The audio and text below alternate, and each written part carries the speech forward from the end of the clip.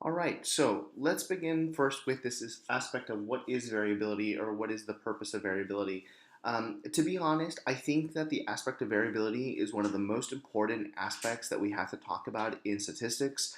Many times when individuals teach statistics courses, I'm guilty of having done this. The very first time I ever taught statistics is I went through standard deviation and I really just didn't give it very much importance. I talked about range, I talked about variance, and I just kind of, passerby talked about them. I really didn't mention very much. But to be honest, now as the years have kind of gone by and I keep teaching statistics and I keep talking about variability, I start realizing every day more the importance associated with variability and what it actually can provide for us. So just as with the measures of central tendency, our mean, median, and mode that we talked about, like, well, we have these really great values. It's one single value that's going to provide you with the group's performance. Granted, each one of them is going to have their advantages and disadvantages, with the mean being the most beneficial because it takes everyone's score into consideration. Measures of variability are very similar to those in the sense that we are trying to find one single value that best describes the variability associated with the group's performance. So what does this mean for us? Essentially, variability tries to look at the following. How far apart are scores in our data set? So in other words, if we have 20 scores in my data set, I'm not going to assume I live in a perfect world where everyone got a 20 or everyone got a 30 as an exam performance grade, right? Everyone got different grades. So someone may have gotten a 20 out of 20, somebody may have gotten 15 out of 20, 10 out of 20, 19 out of 20. So we have scores that are all over the place. So the idea is that what I want to try to do is I want to try to find one single value. Maybe that sometimes does actually appear in my data set and other times it may not, but I want to find one single value that tells me how far away from each other are the scores from some central point in some particular instance, or just how far away are scores from each other. That's ultimately what I really want to try to understand.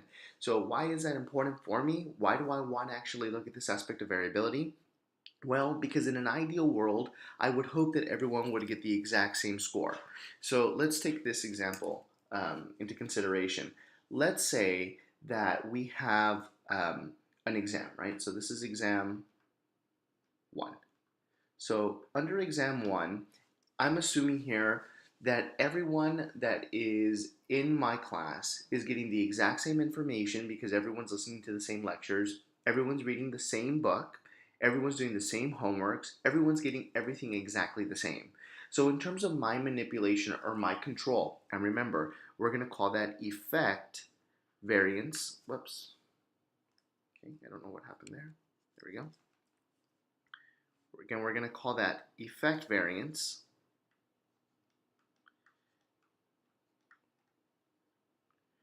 So in other words, the differences in our scores that are due to my manipulation or control. So for instance, let's say that I'm teaching two stats classes. I'm teaching stats number one and I'm teaching stats number two. In stats number one, I only do, you read the textbook, you do the homeworks, and that's it. In stats number two, they get the lecture, they get the textbook, and they get the homework. So the only differences between stats one and stats two is them receiving the lecture or not. So I'm going to assume if differences exist in their exam performances as a group, I'm going to assume that those differences are going to be due to them having received the lecture or not having received the lecture, right?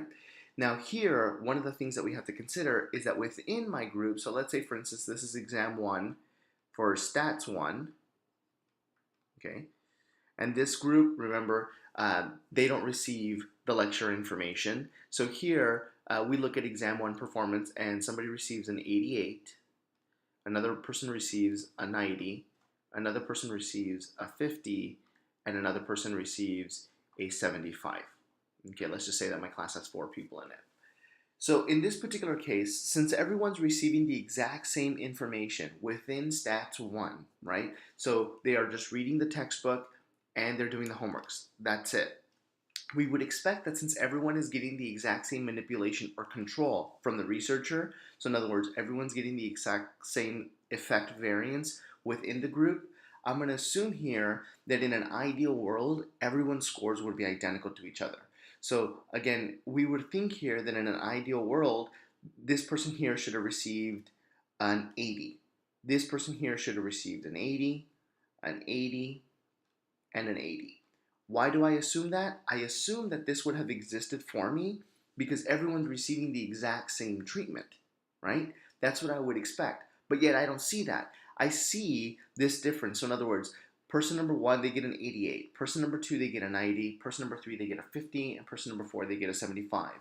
So why is it that within the group, there are differences that exist even though they all receive the same information and they all receive the exact same manipulation?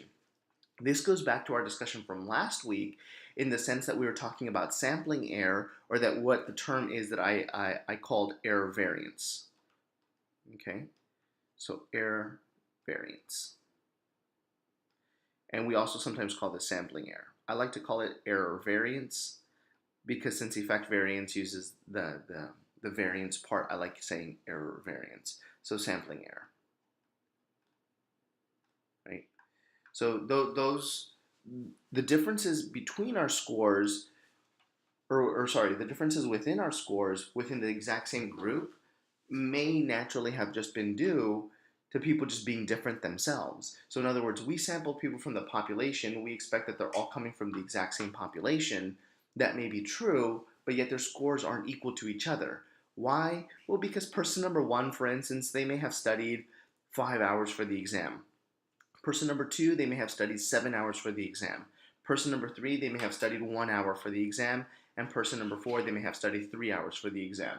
So since they studied different amounts that I'm not in control of, right? So I didn't actually control how much they studied for. So since they studied differently in terms of their amounts of time, that may have contributed to the differences within their scores for exam one, for stats one. So even though all these individuals received only the book and they only received the homeworks and that was it, there's still differences within the group itself because of natural error variance or because of this aspect of just sampling error.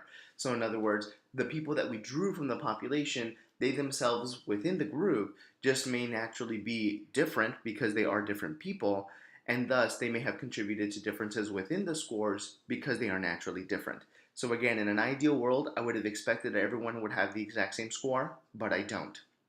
So now, since I don't have the exact same score for everyone within the group, well, what's the problem? Well, the problem is that there's going to be differences between the individuals within the exact same group. So what I want to know is how much of a difference is there within this group? So in other words, how far apart are my scores within my data set? Does that make sense to everyone? So in other words, what I want to know is, okay, within exam one, for stats one, so they all only receive the book and they receive the homework assignments and I give them the exam, I would have expected that everyone would have done an 80, 80, 80, 80. That didn't happen. I got 88, 90, 50, 75. I want to know now how far away people are from some central location or some central point. So in other words, how scores differ from one another, or how different scores are from one particular score. So in other words, what I want to try to do is I want to try to find some value, one single value that I can use as a point of reference to then be able to discuss, look, person number one, they're about this far away from that central point. Person number two, they're about this far away. Person number three, they're about this far away. And person number four, they're about this far away. And as a group, the group on average is about X value away from this central point, right? That's what essentially I'm trying to do. So just like with my mean, that I calculated one value that best represented the group's performance as a whole, so taking everyone's score into consideration, measures of variability are going to do something that's very similar to that in the sense that we're going to try to calculate one single value that best represents the group's performance in terms of how far away from each other the scores are in the data set from this central point. And that's what I really want to try to get at. So ultimately, there are three common options that we can use for measures of variability: the range, variance, and standard deviation. Those are our three. Now, normally what we're going to do is we're going to label the range as the range. I like to call it just the range and write it out as the range if I'm ever going to write a value for the range. And the reason for that is I never want to use just R because R corresponds to a different statistic that we're going to be talking about this semester, and I don't want anybody to get confused, and it can actually confuse a lot of individuals whenever it is that they're reading a research article, for instance, and you write, oh, it's lowercase r, and then people are like, oh, well, I thought that was in reference to a correlation. They're like, well, no, I was talking about the range. So here, I don't want that confusion. So here, I just always say the range. Variance, we always have what's called S squared. That's the representation for variance. And then standard deviation is just S. So here you'll notice the only difference between standard deviation and variance is that standard deviation does not have the square and variance does have the square. And we're going to talk about why that actually happens in just a couple of slides here. Now, let's now first introduce our first statistic for this lecture, which is our range. Now, our range, I think, is the simplest and most general measure of variability. So in other words, it's the easiest one for us to calculate. It's the one that is the easiest for us to calculate. And it's also the one that really doesn't provide you with too much information. I'm going to give you an example of how we can actually provide information in just a second here. But it's the one that we most infrequently use, because once it is that you calculate the range, you just kind of say, all right, that's what the range was. Give me something a little bit more. With the range, it's very limited in terms of what kind of discussions you can have associated with it. So ultimately, what does the range really provide for us? It gives us a measure of how much of the possible scale was actually being occupied in your data set. So how do we use the range? The range is essentially going to be a simple measure of variability for us. Very important before we continue on with our discussion of variability. What is the term variability, or what does it mean to have variability? This essentially means dispersion for us. What is dispersion? Dispersion means how far our scores are from another. And that's going to be a very important term for us while we are talking about range, standard deviation, and variance. So in other words, we have this variability that exists within our group, because here we're talking about one single group, and that's a very important thing that we have to consider, that we're only talking about one single group at this time. So we're wanting to know how scores differ within that group. So ultimately with the range, what is it that the range is probably going to be able to do for us? The range is going to give us a measure of how much of our scale is actually being occupied by our data set. Now, with our range, we have to consider the following issues. So to calculate our range, we're going to calculate our range using the following formula: high minus low. So here, very important with our range, and here this is just something that I do want to talk about in terms of stylistic issues. For the range, whenever it is that we're going to talk about the range, we're always going to talk about the range. We're never going to use R, okay? So even though it's represented here, and I wrote it on there so that way you can see that in many instances it's used as lowercase r, I don't like to use it as lowercase r because it actually becomes very confusing whenever it is that we use other statistics later on in the semester, that we actually do have a statistic that is called R, and I don't want to get that confused in terms of our discussion of the range and that statistic later on. So for our range, how are we going to calculate the range? We're going to take our highest value minus our lowest value in our data set. So in both of these particular cases, we can go ahead and take a look at how we calculate the range. In our first particular case, we're going to have the highest value of a 98 and our lowest value of a 48. So 98 minus a 48. Okay, and that's going to be equaling a range of 50. Okay, so we just subtracted 48 from 98, and that gives me a range of 50. In our second case, it does the exact same thing. My highest value is a 98. My lowest value is a 48 in my data set. So again, that still gives me a value of a 50 for my range. So here in this particular case with my range, what is the purpose of calculating the range? The range is essentially going to give you this estimate of how much of your scale is actually being used in terms of variability. Now, do be very cautious with using the range. Let's say, for instance, that somebody says, well, the range was equal to a value of a 2. Great. What does that mean, though? So interpret that for me. So if somebody says the range was equal to a value of a 2, the best that you can really do from this interpretation of a range of a 2 is that there are 2 points in the scale that were being used. But there's two key pieces of information that I need to know. Number one, I need to know what is the scale that is being used. So what is the scale? Okay, so is the scale 1 to 3? Is the scale 1 to 9? Is the scale 0 to 100?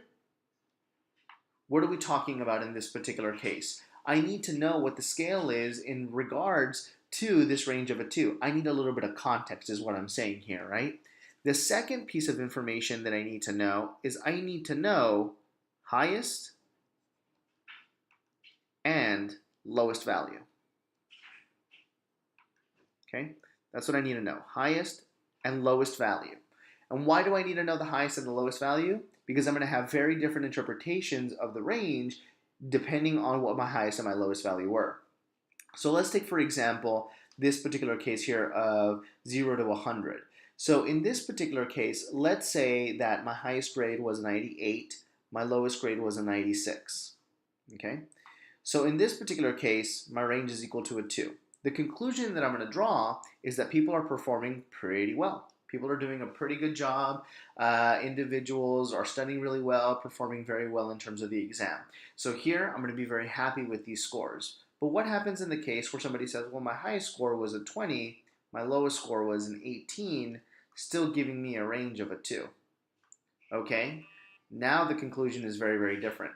Here, people are performing very, very well. Here, people are performing not very well, right? So people are performing in a pretty sad fashion. So people are getting pretty poor grades here.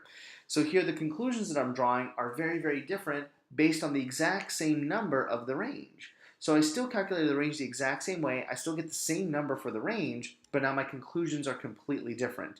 So I need to know what my scale is, and I need to know what my highest and my lowest value are in my data set.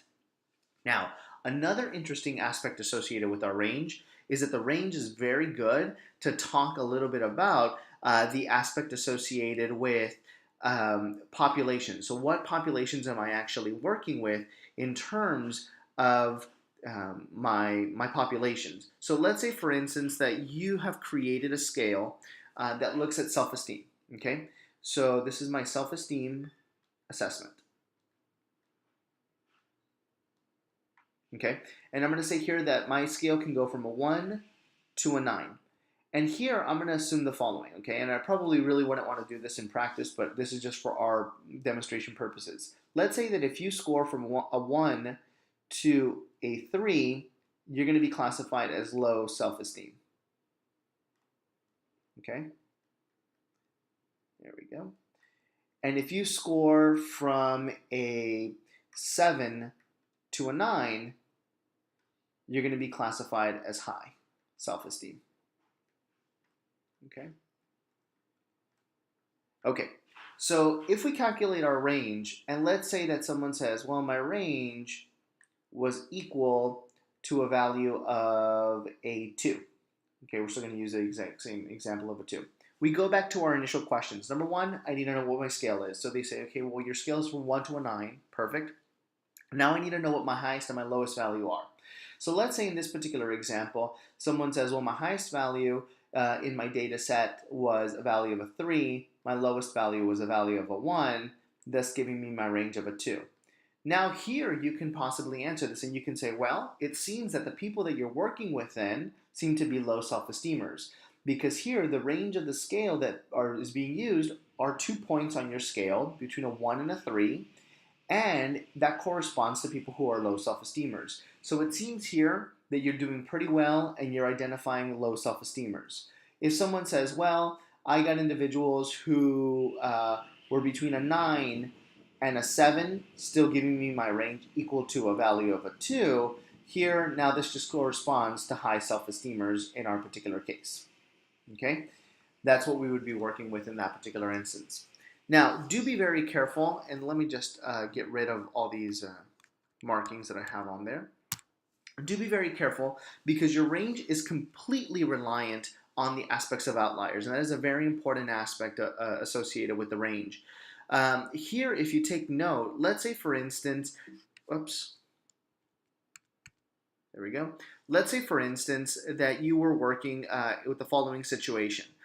Let's say that you have individuals who scored on an exam between a 98 and a 95. Okay, so my range is equal to a value of a 3. In this particular instance, you would say, man, everyone's doing really well. But let's say, for instance, you have this one person who comes in and performs very, very low on the exam. So the highest score is a 98 and the lowest score is a 32. Okay, my range now in this particular case is a value of a 66. So now if I were to calculate this range and I were to see that, I would say, wow, 66 data points on my scale are being used. So in other words, people are ranging between a 98 and a 32.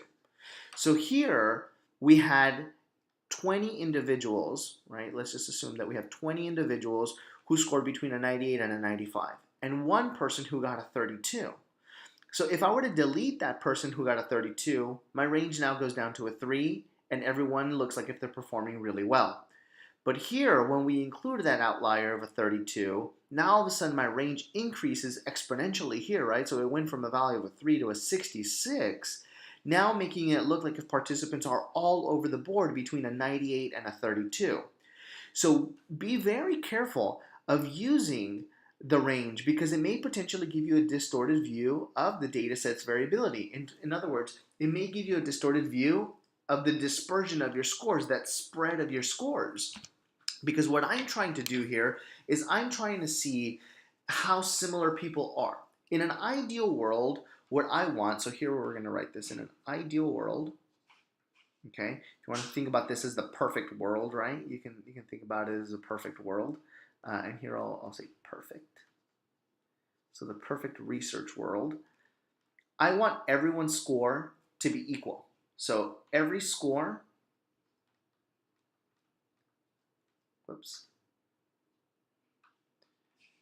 to be the same.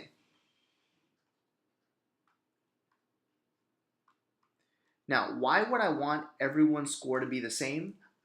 In an ideal perfect research world, I want everyone's score to be identical to each other because then that would mean that the treatment that I was giving them worked exactly the same way for every single person. Okay? That's what I would want in an ideal world. Yet I know that that's probably not going to happen. So in an ideal world, my range would be equal to a 0 because my highest value would be the same score as my lowest value. So there would be no variability. That would be awesome. That would be incredible for me. But to be honest, that's not going to happen. So in other words, scores are going to be all over the place, but they shouldn't be really all over the place. So in other words, I really shouldn't have people who are fluctuating between a 98 and a 32, anywhere in between. I should really have people who are somewhere between, for instance, a 98 and a 95, and maybe some outliers that are out there. Now remember, this aspect of an outlier, these are people who are extreme scores. Okay? So these are my extreme scores. So in other words, these are people who come from a different population. Okay? These people come from a different population. And what I want is I want everybody to come from the same population. So again, in an ideal world, everyone comes and gives me the exact same score. But in reality, that's not going to happen. So what I want is I want my range to be as small as possible. So I want range low, okay, in an ideal world. And even in a practical research world, I want my range to be low. I don't want it to be high. The higher your range value essentially means the more dispersion that you have in your data set. The lower your range value, the less dispersion in your data set, and that's a good thing. So here what we want to try to do is we want to try to have as low as a possible range as possible. Why? Then that would mean that my scores are homogeneous. Okay? What does it mean to have my scores being homogeneous? It means that they're more similar to each other, okay? That they're becoming more like each other, okay? That's what I want them to be. I want my scores to be homogeneous. I don't want my scores to be heterogeneous. In other words, different from each other. I want them to be as similar as possible. So in essence, with the range is going to give me the most basic information associated with variability. It's going to tell me, look, there's about this much dispersion in your data set because these are as many points on your data set that are being used. So here, advantage of the range, it's easy to calculate, right? That's fundamental, right? Because look at the formula. I mean, very simple. High minus low that we have here. I mean, that's my formula. So it's easy to calculate. It gives you a general measure of variability, right? So a very basic measure of variability. It's also going to tell you how much of your scale is being used. It's ideal in terms of telling you if you wanted to work with a specific population or not, right? So in our case of our self-esteem example, right? So we wanted people to be between a 1 and a 3, so the range should be somewhere about a 1 or a 2, so people on the low end of the scale, right? But at the same time, disadvantages associated with the range are, well, it's really not going to tell you too much because it's really going to give you this distorted view of the data set, right? It's going to give you that distortion if you have those outliers. And since it's completely dependent on outliers, it can become problematic for us. So the range is limited in terms of when we want to use it. So we always want to take it with a grain of salt. So in conclusion, in regards to our range, is the range a good measure of variability? Yes, depending on what it is that you want to use it for. So if you want to know how much of your scale is being used, the range is a great measure of variability, but also to remember that it may potentially give you that distorted view of variability as well in terms of your scores. So it does have its positive and it also does have its negatives. So now let's start talking about standard deviation. Standard deviation is actually one of my favorite statistics that's out there. Standard deviation is a very interesting statistic in the sense that a lot of people look at standard deviation and automatically get freaked out associated with standard deviation. This is the formula right here for standard deviation. It looks very intimidating, but in reality, it's not that intimidating. The way I always think of it is you know, they always say about those like really vicious dogs, right? You know, you can see like these pit bulls or these boxers that sometimes are very vicious. And then all of a sudden the dog comes up to you and the dog is very kind, very docile, just wants to play and just wants to kind of cuddle with you. Well, standard deviation is very similar to that in the sense that it's not going to hurt you, but it's not going to cuddle with you. I will tell you that much. But standard deviation is great in the following aspect. So standard deviation is very useful for the following reason.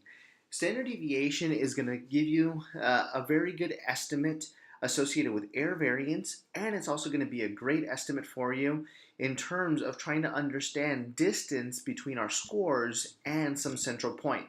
So let's think of the following situation. Standard deviation is actually used as the most frequently used measure of variability. And even though it's actually used as the most frequent measure of variability, not a lot of people actually use standard deviation. And why don't people use standard deviation? Well, because a lot of people don't really understand what standard deviation is all about. So what I'm going to try to talk about today is I'm going to try to tell you specifically what standard deviation is used for, how we use it, and its application, and how to actually interpret standard deviation. So what is standard deviation? Let's go ahead and start looking here at the definition of standard deviation. This is the official standard deviation definition that we actually have, the squared root of the average square deviations from the mean. I know that this definition really doesn't mean very much to anyone, and to be honest, it doesn't even mean very much to me. When I read that, I think to myself, the squared root of the average square deviations from the mean. I can't really get a firm grasp on that. So what I've done for you is I've given you a different definition for standard deviation that really encompasses the exact same thing here that we are looking at. How far on average are all the scores from the mean? That's the definition for standard deviation. Now, one of the things that we want to look at with standard deviation is how large the standard deviation value it is that we actually have. So the larger the standard deviation value ultimately means the larger the average distance from each data point is from the mean. So here, going back to our definition, how far on average are all the scores from the mean? This is a very important definition for us to actually know.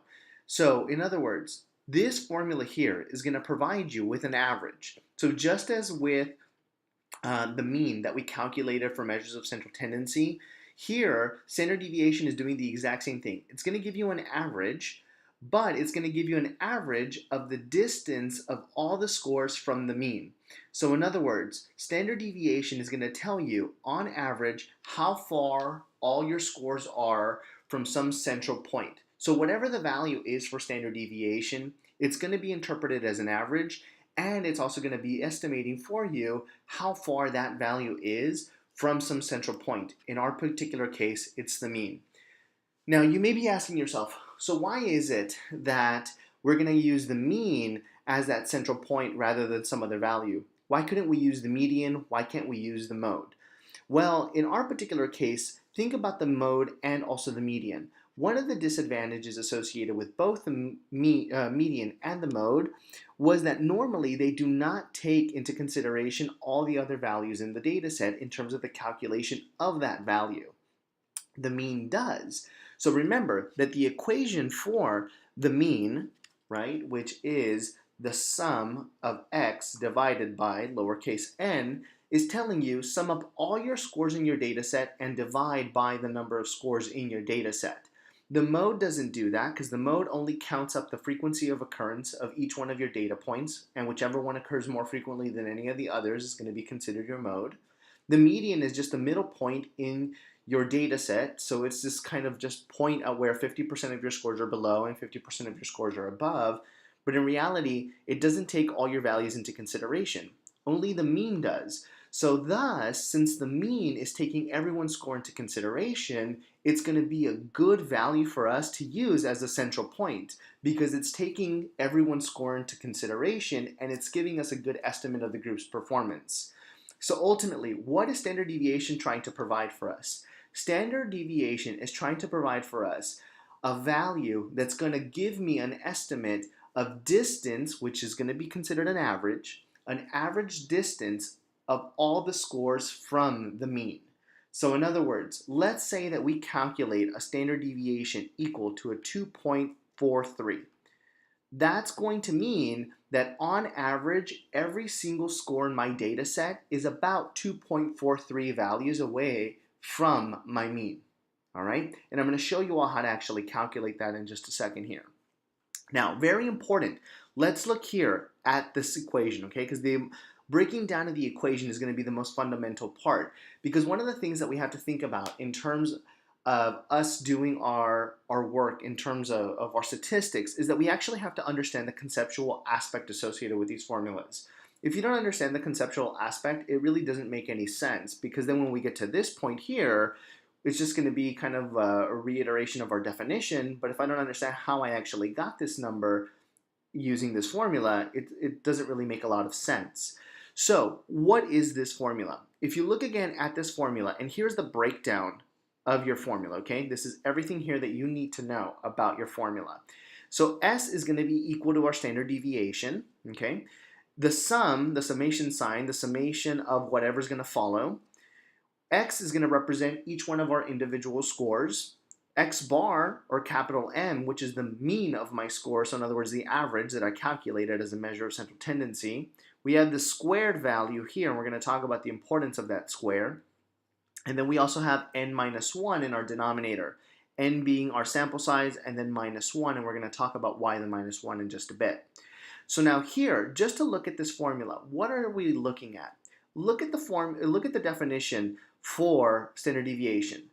So the average of the squared deviations from the mean. So the square root of the average square deviations. Now when you're reading this formula, very important, the square root eliminates the squares. So that's why over here in the definition that I've given you, I essentially don't talk about the square root or the squares, because the squares are actually eliminated by doing the square root. So how far on average are all the scores from the mean?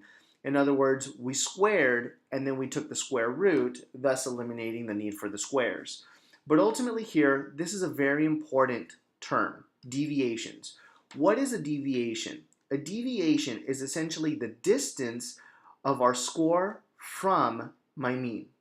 Okay? That's what a deviation is. So in other words, it's this part right here in my formula, right? So it's this part that's in parentheses. That's what's called a deviation. The distance between my score and my mean. That's what a deviation is. Okay? Now, very important with my formula, we always do what's in parentheses first, right? We learned that in basic orders of operation for math. So here, we always take our score, we subtract the mean from it. After we do that, we're going to square each one of those deviations, thus giving us the squared part here, right? And we're going to talk about why we actually square in just a little while. We're going to talk about that aspect. So here, we're going to square our deviations. And then once we square all of our deviations, we're going to add them all up. And then once we add them all up, we're going to divide by n minus 1. Now, in our formula, very important here, I want you to notice some particular aspects, and let me just erase all of this and we'll come back to it. So in our formula, very important, our numerator is sometimes classified as SS, or what we call sum of squares. Okay, that's a very important term. Sometimes you'll actually see that the formula for standard deviation is reported as SS divided by degrees of freedom. We take the square root of that. That formula is this formula right here.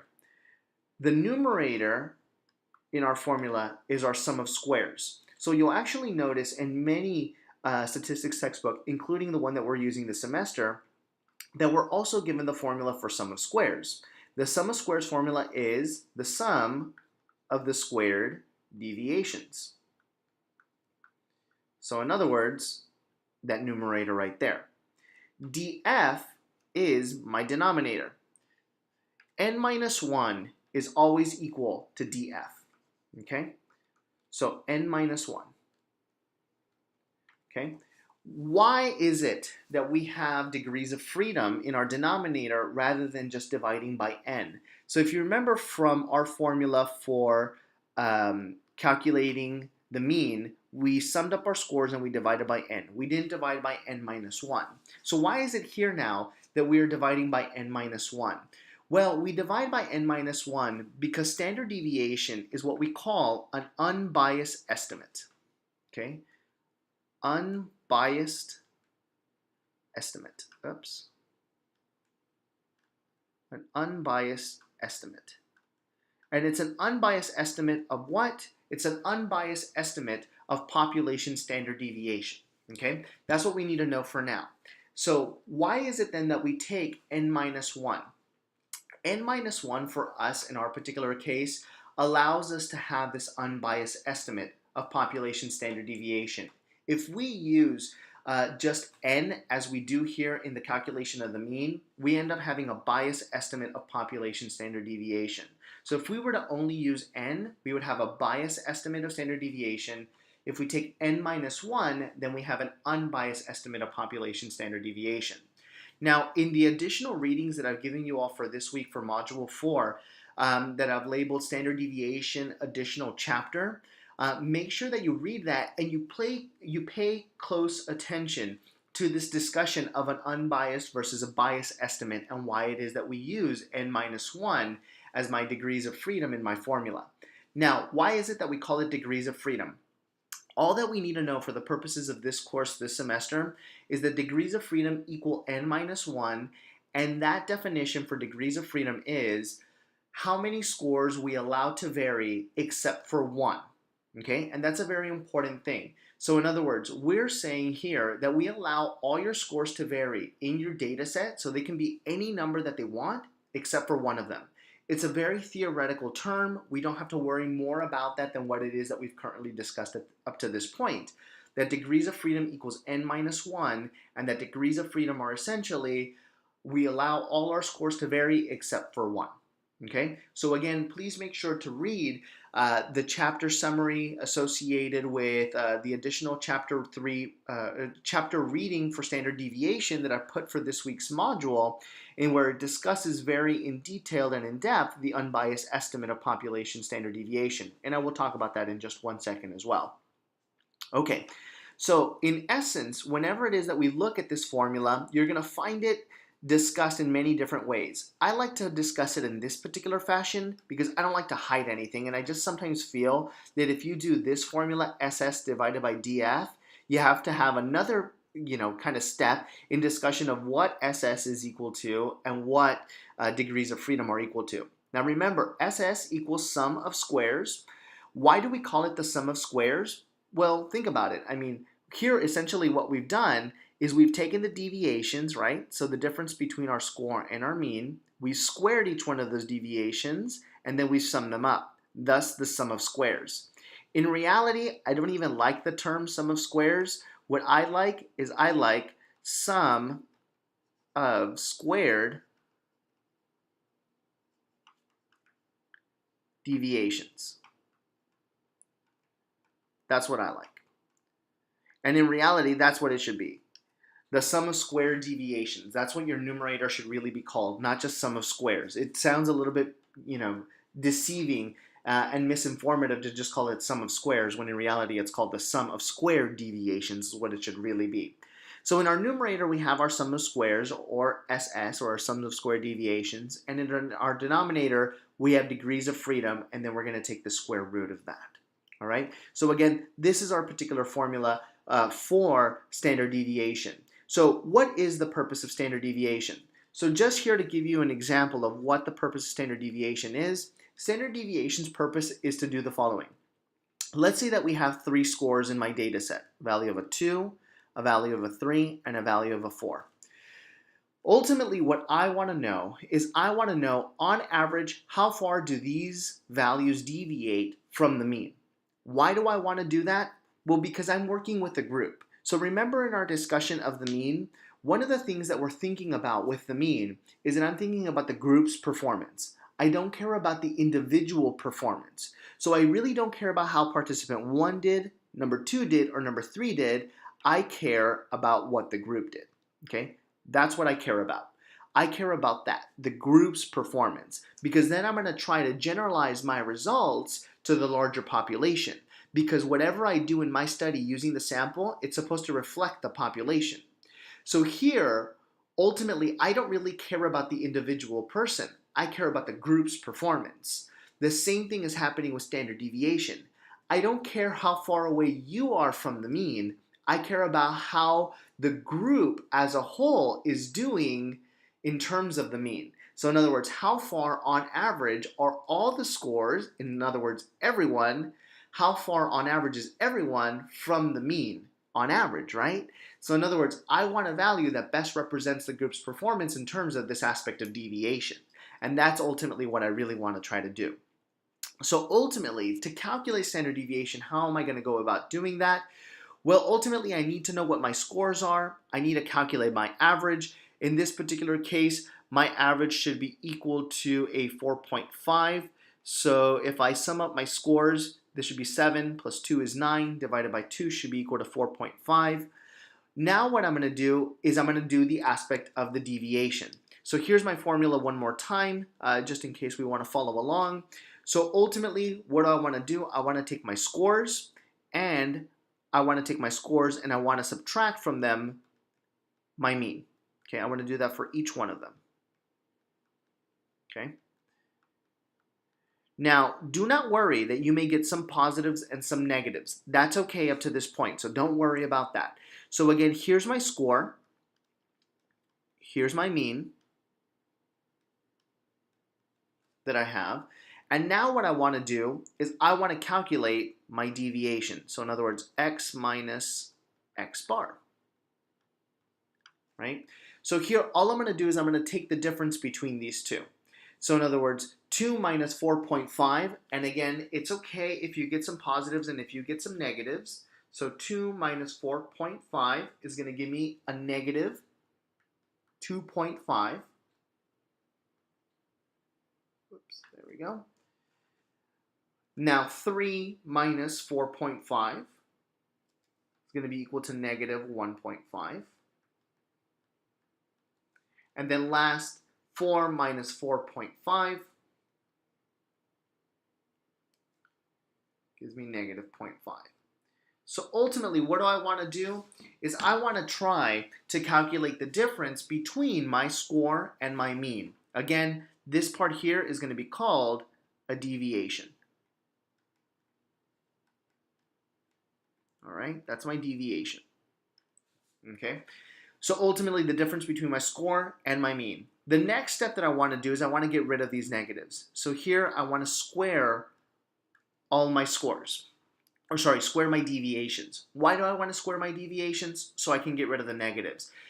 And the reason for this, and I'm going to show you an example in just a bit, is that in some instances we may actually calculate a zero value, and that may be problematic for us. So let's go ahead and look at an actual example using real data here. I just don't want to be kind of scribbling on here, and I actually want to show you some real data that we're working with. So let's say, for instance, here are my scores that I'm working with. So my scores that I'm working with are a value of 8, 8, 8, 7, 6, 6, 5, 5, 4, and 3. Okay, those are my values that I'm working with. So the first step in my formula, you'll notice, is that I need to calculate my average. Because again, to do the deviation, I need to calculate the average before I do anything else.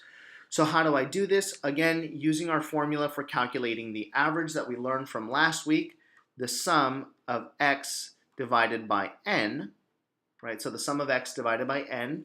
In our particular case, we're going to go ahead and sum up our scores. So 8 plus 8 plus 8 is equal to 24.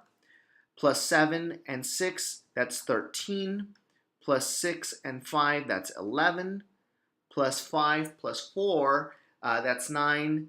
And then plus 3, that would be equal to 12, right? So here, 24 plus 13 should give us 37. And then 11 plus 12 should give us a value of a 23. We sum up those two values, that should give us a value of a 60. So my numerator should be equal to 60, and my denominator is equal to 10, right? So all I've done is I've added up my numbers. So 8 plus 8 plus 8 is 24, plus 7 is 31, plus 6 is going to be 37, plus 6 is going to be 43, plus 5 is going to be 48, plus 5 is going to be 53, plus 4 is going to be 57, plus 3 is going to be equal to a value of a 60. So now 60 divided by 10 should give me an average equal to a 6. And let's see if I'm right. And yes, we are. So the sum of x was equal to 60. We divided that by 10 to give us an average of a 6. So we have the first step here in terms of the calculation of our standard deviation, that we needed to know what x bar was equal to. So I need to always calculate that mean first. The next thing now that I want to do is I want to calculate this deviation, because again, I always do what's in parentheses first, and here I always do what's in the numerator first as well. So here I want to look at this difference between my score and my mean. Now what we're going to do is we're going to plug in our score into the x slot, and we're going to plug in our mean into the mean slot. Okay, and remember here x bar and capital M are interchangeable. So here I just use capital M in that particular case, but here if you want you can use x bar. That's perfectly fine as well. So you can use either symbolic notation that you would like in that particular instance. So here we're going to look at the deviation between the two. And again, it's okay if you have some positives and you have some negatives. That's not a problem at all. So the first thing that we're going to do, we're going to look at the difference between 8 and 6. Should give me a value of a 2, 2, and a 2. 7 minus 6 should be a value of a 1. 6 minus 6 is equal to 0. 5 minus 6 should be negative 1. 5 minus 6 should be negative 1. 4 minus 6 should be negative 2. And 3 minus 6 should be negative 3. Right?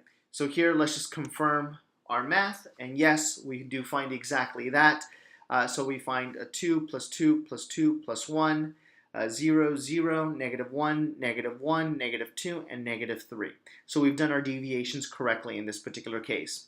Now, be very careful, because a lot of individuals will make this mistake. Many individuals will actually just sum up their scores at this point. So people will go through and then just sum up these deviations. That's a problem. Do not do that. Why? Because I need to square first. What happens if I don't square? If I just sum up my scores without squaring, look what actually ends up happening. I end up getting a 0 as a value as my sum in my numerator. That's a problem. So 2 plus 2 plus 2 is 6, plus 1 is 7, minus 1 is 6, minus 1 is 5, minus 2 is 3, minus 3 is 0. So right there I have a sum of x equal to 0. That's a problem for me. So 0 divided by anything is going to be equal to 0. Take the square root of 0, it's going to be equal to 0. Now, why is this a problem for us? Well, think about what the interpretation of a 0 value would represent for us. The interpretation of a 0 value would actually mean the following piece of information for us. If we have a standard deviation equal to 0, that essentially means that every single score in my data set is equal to the mean. So how would this happen for us? So let's look at the following situation.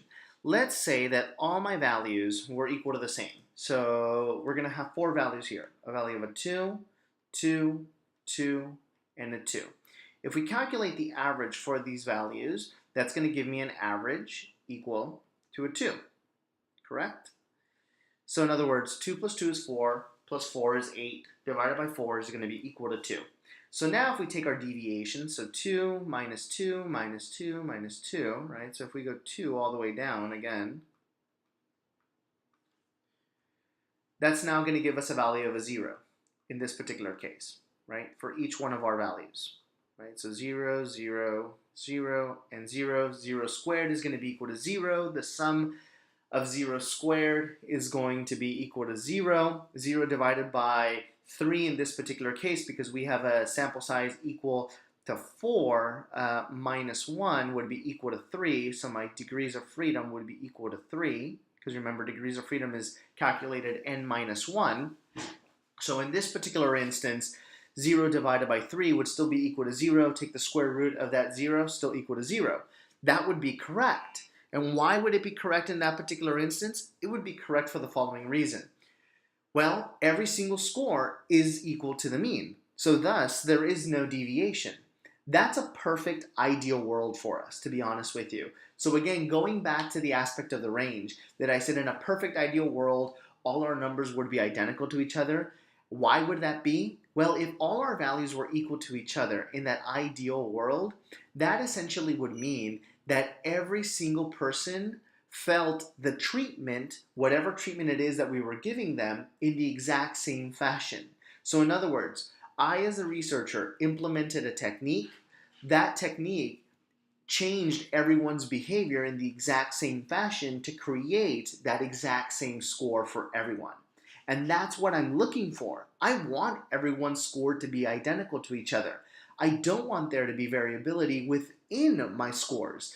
So in reality, I don't want my scores to deviate. I want everyone's scores to be identical. That would be the perfect world, but that's not going to happen. So why will that not happen? That won't happen because, again, remember, of error variance.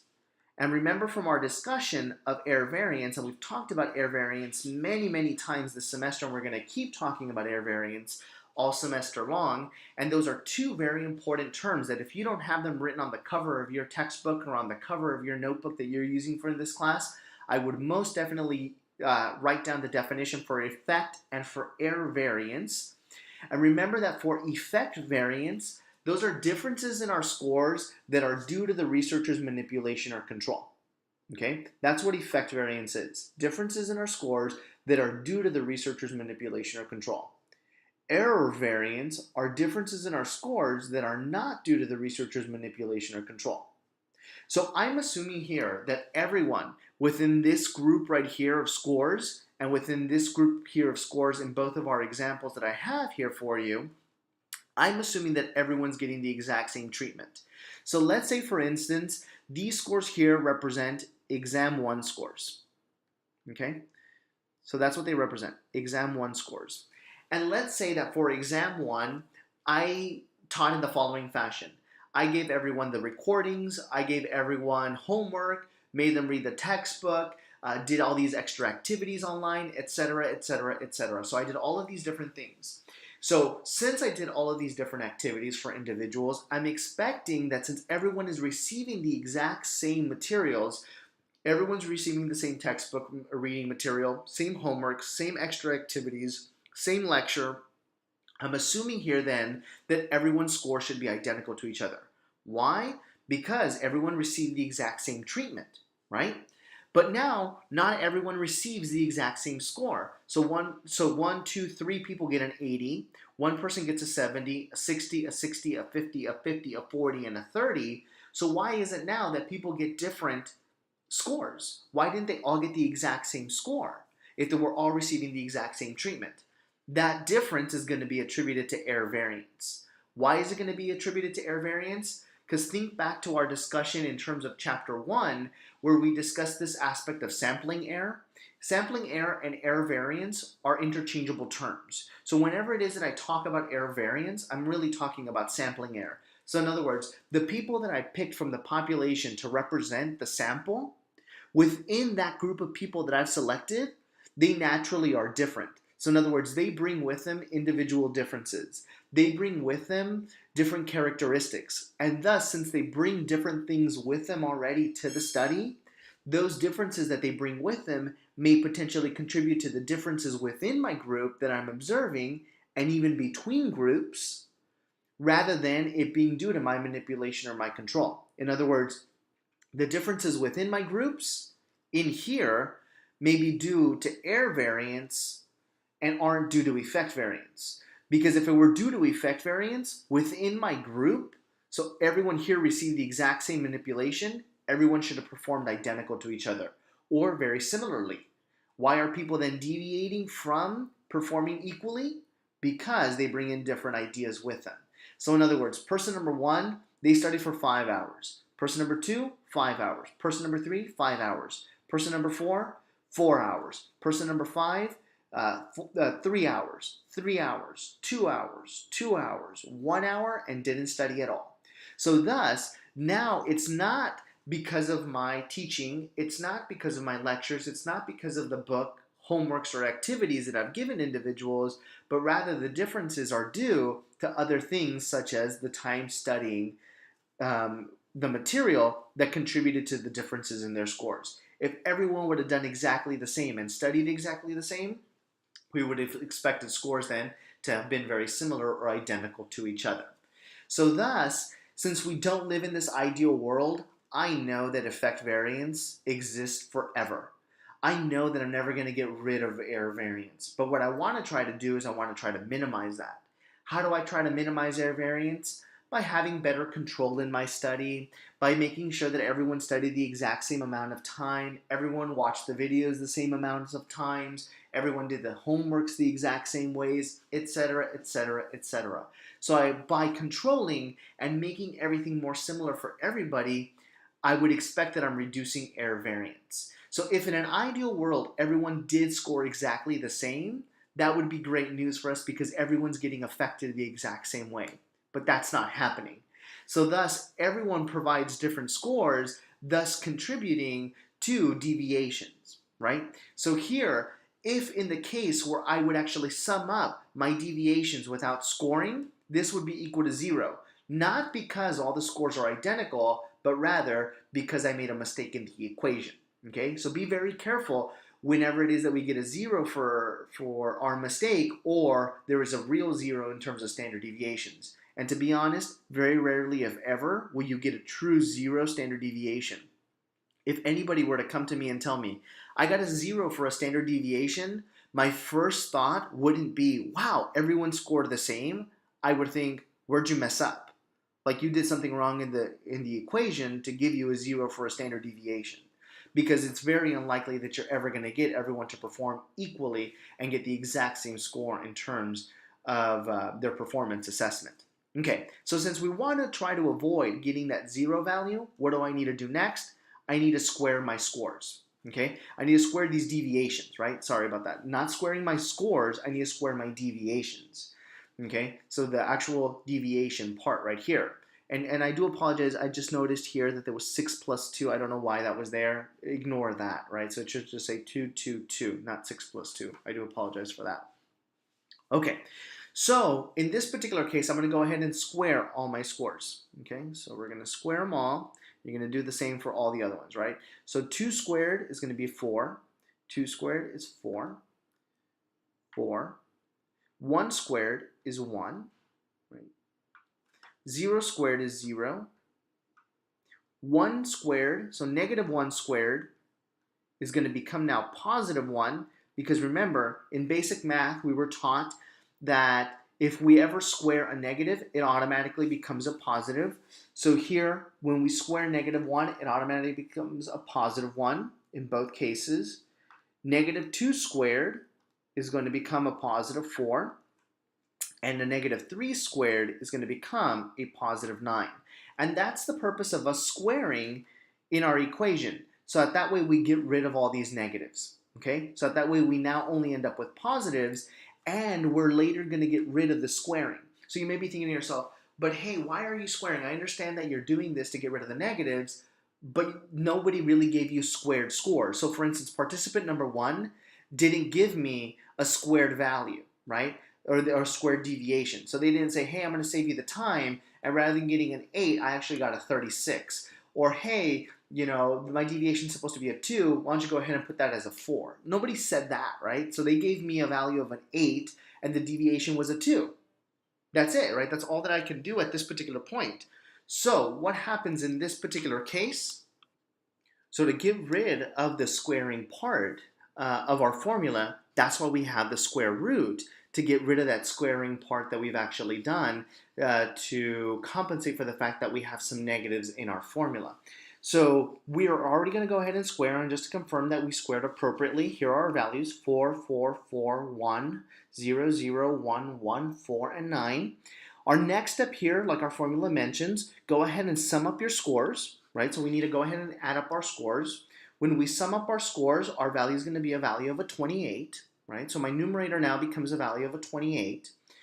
And I'm pretty much done here with my numerator. So I'm done. So the sum of squares in this particular case is equal to a value of a 28. Now remember, it's not really sum of squares, it's the sum of square deviations that we're working with, right? So my numerator is going to be equal to a 28, and my denominator is going to be equal to my sample size minus 1. I know that my sample size is equal to a value of a 10 because I calculated that in my average. So here I have 10 values minus 1, which is going to give me a value of a 9. When I do my calculation of 28 divided by 9, that now should give me a value equal to a 3.11 if I'm not mistaken. So 3.11 when I do my calculation. So here it is. So 28 divided by 9 is going to give me a value of a 3.11 in my formula. Okay? So now, if I were to stop right here at this point in my formula where that 3.11 is, let me go ahead and erase everything that I have on there for you.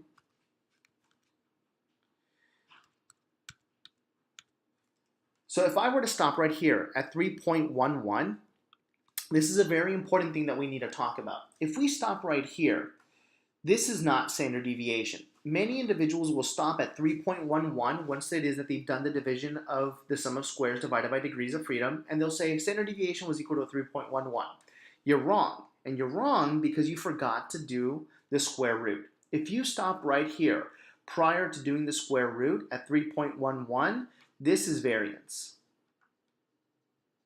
Okay, that's variance right there. And what is variance? Variance is defined as how far, on average, are our squared scores from the mean. Our squared scores from the mean, not our scores. So look at the definition of standard deviation versus variance. Standard deviation was how far, on average, are our scores from the mean. Variance is how far, on average, are our squared scores from the mean. We're going to talk about this discrepancy in just a couple of minutes here about why it is that we have variance versus standard deviation and which one's preferable. Okay, so now that we have this aspect of variance, right? So 3.11, I don't want variance. I want standard deviation. So I need to take the square root of variance. I take the square root of variance, and standard deviation now equals a 1.76. So this is standard deviation right here. So what does it mean to have a value of a 1.76 for standard deviation? So let's think of the following situation. If somebody says to you, well, the standard deviation for the group was a value of a 1.76, okay? What does that mean? It means on average,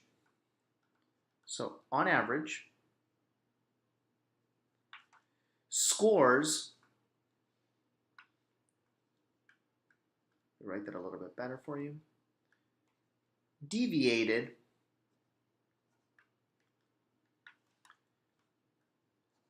about 1.76 values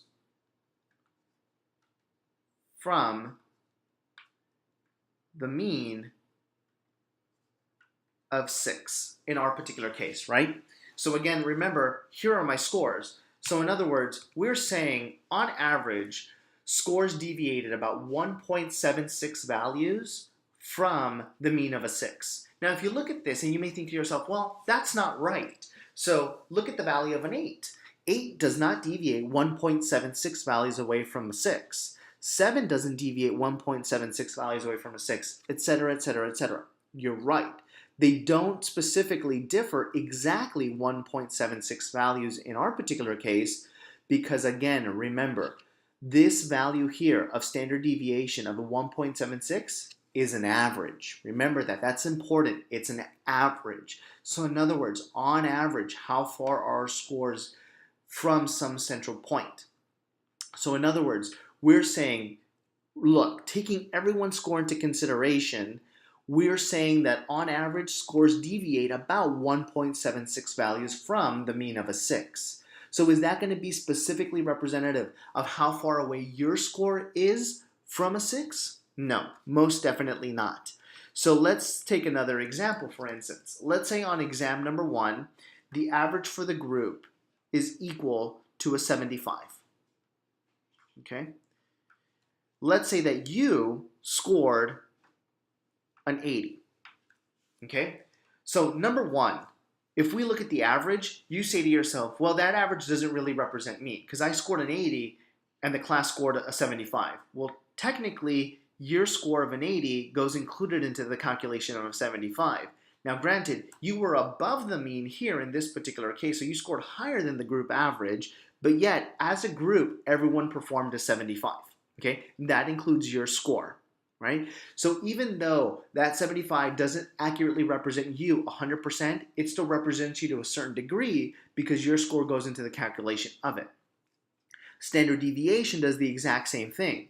So even though your score is an 80 and the average was a 75, so you're 5 points away from the average, that doesn't specifically mean that standard deviation is going to capture your performance in terms of how far you are from the mean. Because remember, it's taking everyone's score into consideration, thus creating an average. And that's a very fundamental part that we always have to consider in terms of this aspect of standard deviation. That it's not a value that represents how far you are from the mean, because again, I don't care about individual performance, I care about who? I care about the group's performance. So here I have a value that represents the best group's performance in terms of how far away from the mean they are as a group, right? That's very important. Now, going back to this issue of standard deviation in terms of larger values. In an ideal world, I want standard deviation to be as low as possible. Why do I want standard deviation to be as low as possible? Lower standard deviation, right? So lower SD equals lower error variance. Okay, in an ideal world.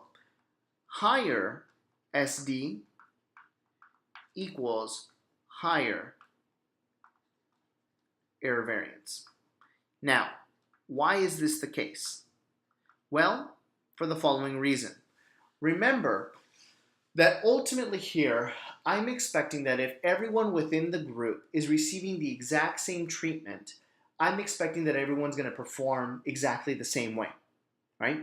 Because everyone in that group is receiving the exact same manipulation or my control. So in other words, everyone is receiving my exact same effect variance, right? But yet not everyone performs exactly the same. Scores differ just a little bit. So since scores differ just a little bit, that's ultimately going to contribute to error variance. Standard deviation is going to be an estimate of error variance. So it's going to be an estimate of error variance.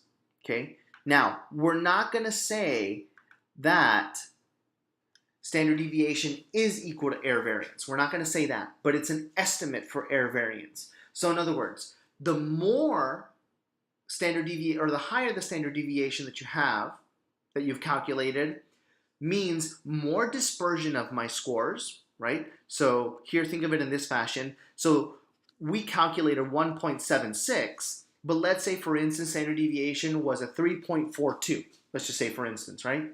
So if we calculate standard deviation and it was a 3.42, that means that there is more variability within 3.42 than there is between 1.76, right? That's essentially what we're meaning. So in other words, scores differed a lot more from the mean because scores varied so much more. Some scores were higher, some scores were lower, pulling in those different directions. Thus, on average, taking everyone's score into consideration, there was a lot more variability there than there was with 1.76. So in an ideal world, since standard deviation is an estimate for error variance, I want standard deviation to be equal to 0.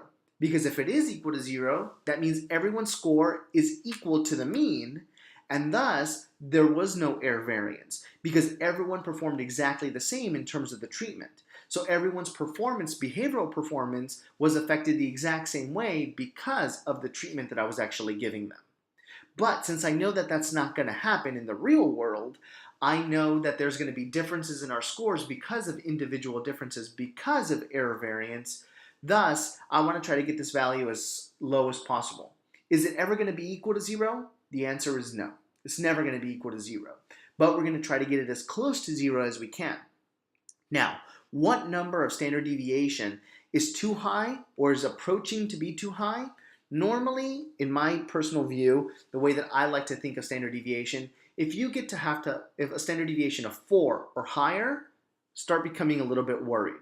The higher your standard deviation is, the higher the variability. So in other words, more spread within your scores, and that's a problem. Because again, you want your scores to be as similar as possible, not be all over the place, right? That's what we're looking for. So ultimately here, the lower the value, the better. The higher the value, not so good. Because that's going to mean that there's much more variability within your group, and that's going to be problematic for us. So why is standard deviation so important for us? Why have I been spending over an hour just talking about standard deviation? Well, because it provides us with really good information. It's going to provide us with information that most of the time we take for granted. So in other words, it's going to tell us how far on average our scores are for our sample from the mean. So in other words, on average, how far are our scores from the mean? So do we want large or small amounts of dispersion? The answer is we want small amounts of dispersion. We don't want large amounts of dispersion within our group. And that's very important that I use that phrase, within our group. Within the group, I don't want large amounts of dispersion. So if everyone is receiving the lecture, homework, reading materials, etc., etc., etc., everyone receives everything the exact same way, there should be a very little amount of dispersion within the group. Now, it also allows us to calculate other statistics that are going to provide us with some fantastic information. For example, we're going to use z-scores later on in the semester, and standard deviation is actually used in the calculation of z-scores. So z-scores will actually tell you exactly how far your score is from the mean in terms of standard deviations. And that's going to be a very, very important statistic that we're going to talk about in about 2 weeks that we're going to discuss that. So just to quickly look at variance here, you'll notice that variance is the exact same formula as standard deviation, except for we are missing the square root sign. That is the only difference between the two. So square root is nowhere to be found. And why? Because we're dealing with the squared scores. So remember, variance is defined as the average of each score squared difference from the mean. So in other words, it's going to tell us on average how far the squared scores are from the mean. That to us is not very useful. So what's the difference between variance and standard deviation? This is the major difference between the two. Standard deviation is stated in terms of your original units, not your squared units. So it's easier for us to actually interpret standard deviation than it is to interpret variance. So why is it that we try to interpret or why is it that we actually have variance then available for us? Well, variance is actually used in other statistical formulas that we're going to calculate throughout the semester and in some more advanced statistical courses that you may take in the future. But to be honest with you, standard deviation is what's practical. It's actually more meaningful to us. And still, you may be thinking to yourself, I really don't get standard deviation. Just always remember, what does standard deviation provide us? It tells me how far on average my scores are from the mean. So on average, people are deviating about 1.76 values from the mean. Is everyone deviating exactly 1.76? No, because again, that value is an average. Now, the last thing I want to discuss here with you guys is just this aspect of why it is that we're dividing by n minus 1. So I told you all that we are working with an unbiased estimate of standard deviation, right? So an unbiased estimate of the population standard deviation. So why does that happen? It happens because of our denominator. Now, one of the problems that we found whenever it was that we were calculating standard deviation is that we made a mistake. We accidentally used the same number 2 times in terms of the calculation of standard deviation. What number do I use 2 times in terms of my formula? Oops. What number do I use 2 times in terms of my formula? I use x 2 times. So if you notice here, x is given to me once, and then I also use x in the calculation of my average. So remember, sum of x divided by n, right? So here I've actually used x 2 times, once and twice. That creates a bias estimate.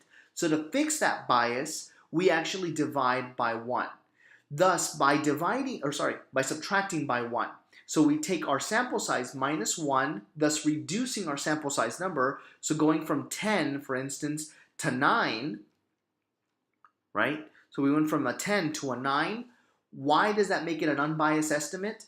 By using degrees of freedom, we now have a conservative estimate of standard deviation.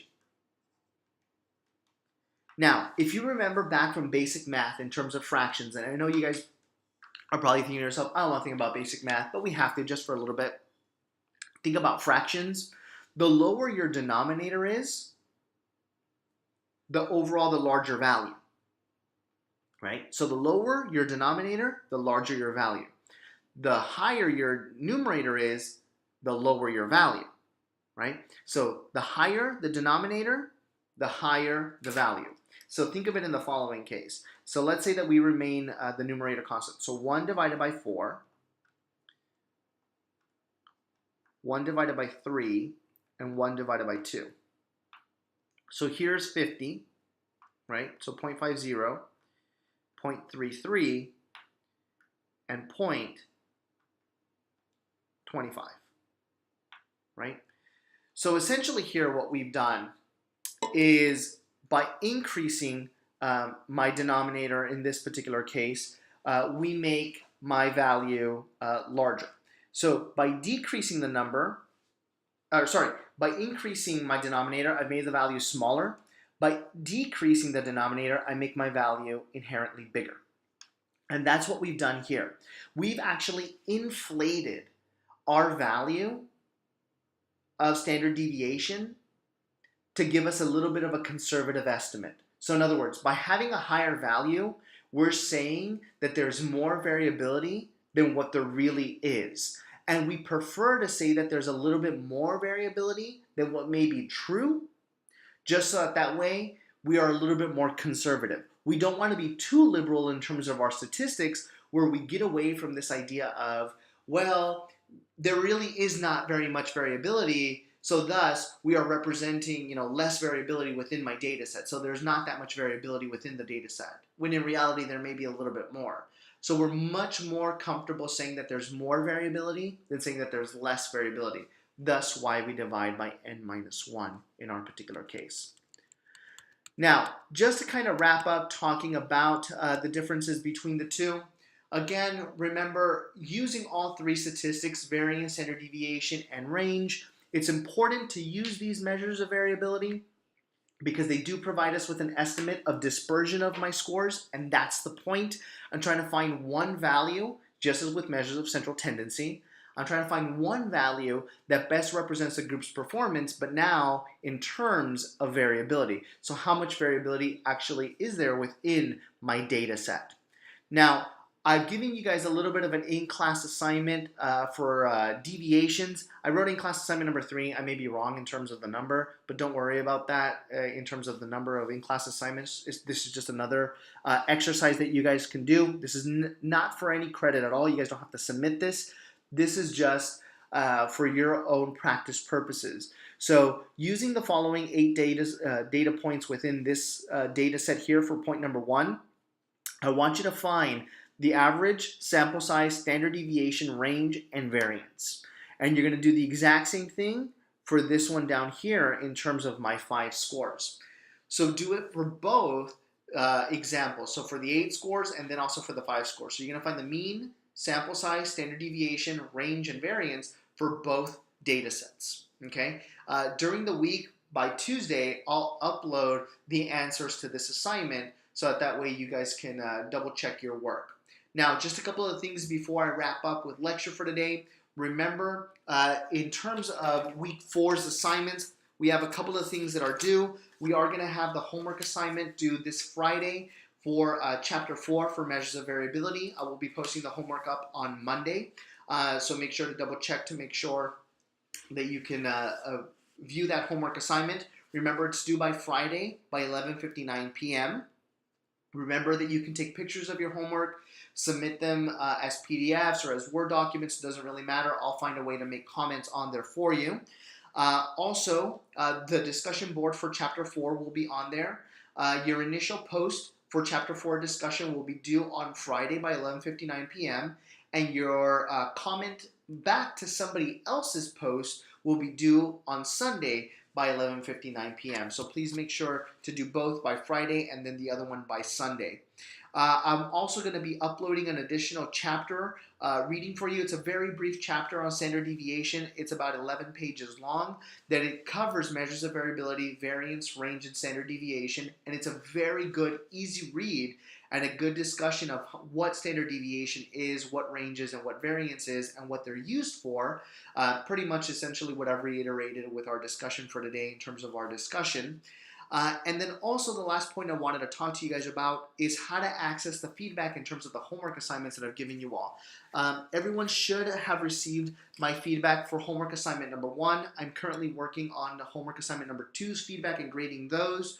But everyone should have been able to access their PDF on Blackboard. So if you go in your grade book and you click on homework assignment number 1, click on the grade, and then click on the grade one more time. I think you click on it 2 times. If not, you may just click on it once, and it should say that there is an attached file for you to view. So if you click on that attached file for you to view that I've submitted for you, you should be able to click on that and see my feedback. If you open it up in a PDF format in Adobe, you should be able to click on the little bubbles that have my comments. For those of you that have that option, click on those bubbles and it should display my comments for you. If you cannot access your feedback, do let me know and I'll be happy to find some other way to provide you with your feedback.